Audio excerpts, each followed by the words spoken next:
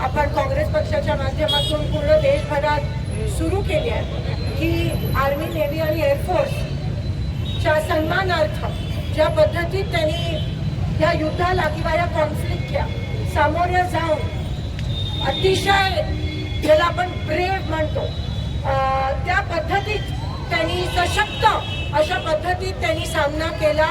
वारंवार पाकिस्तान बालिशपणे 400 ड्रोन, कुठे 500 ड्रोन पाठवत होतं, पण एकही ड्रोन आपण आपल्या एअर स्पेसमध्ये पडू दिला नाही, कारण का आपली अँटी डिफेन्स मेकॅनिझम तिकडे एवढं स्ट्रॉंगली, एवढं शूर पद्धतीत उभा होता।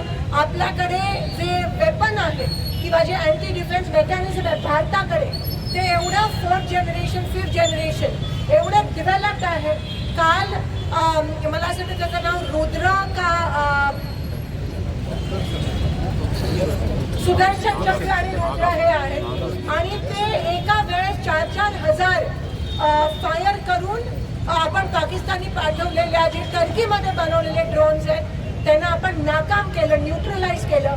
ही आपल्या सेनाचा विजय आहे आणि त्यांचा वेन आहे, त्यांना मी या ठिकाणी सलाम करते। आज जेव्हा जेव्हा ब्रीफिंग देत होते तेव्हा एका साईडला कर्नल कुरेशी महिला होत्या, दुसऱ्या साईडला कर्नल सिंग, त्या पण विंग कमांडर सिंग होत्या, त्या पण दोन्ही महिला।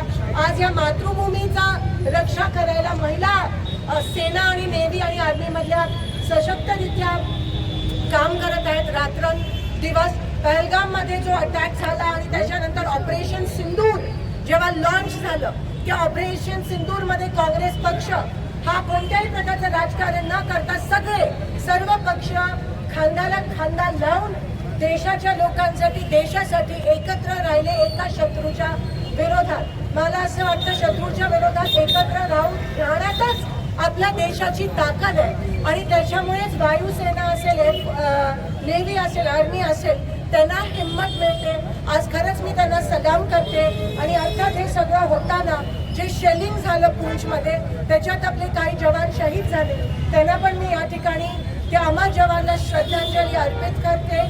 जे सिव्हिलियन या ठिकाणी शहीद झाले त्यांना श्रद्धांजली अर्पित करते। काल जम्मू काश्मीरमध्ये एक ऑफिसर रजौरीमध्ये त्यांच्या घरावर शेलिंग पडलं, ते शहीद झाले, अनेक असे झाले, ते आपल्याला कळेलच। त्यांना देखील मी श्रद्धांजली अर्पित करते।